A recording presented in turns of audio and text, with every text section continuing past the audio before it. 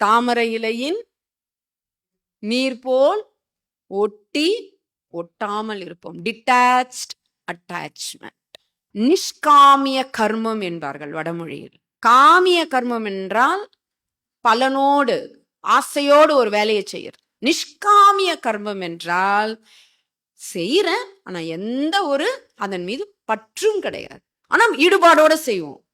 இது எப்படி? அது உதாரணம், இப்போ ஒரு வேலையை செய்யறோம், இந்த வேலையை செஞ்சா எனக்கு என்ன கிடைக்கும் அப்படிலாம் இல்லை. இந்த வேலையை செய்யறேன், அது என்ன கிடைக்குதோ பார்க்கலாம்.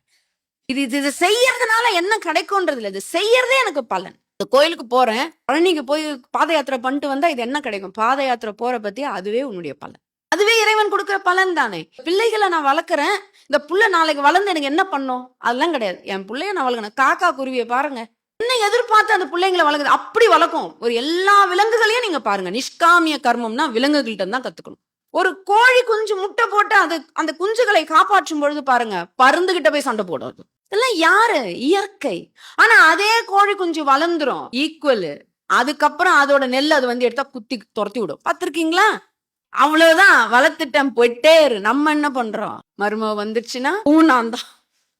அந்த பற்றுக்குள்ள போய் மாட்டினவன் என்ன ஆகுது? துயரம், பிச்சு எடுக்க முடியல. நிஷ்காமிய கர்மம்னா புளியம் காயா இருக்கும் பொழுது எப்படி இருக்கு? சதை, அந்த ஓடு, அந்த கொட்டை மூணும் ஒன்னா இருக்கும். பழம் பழுத்துருச்சுன்னா ஓடு தனியா, புளிமழம் தனியா, கொட்டை தனியா, அந்த அளவு இருக்கணும். இவ்வளவுதான். அதுக்காக அன்பே காட்டக்கூடாது. அன்பு நிறைய ஒரு இப்பதான் பற்று போயிடும்.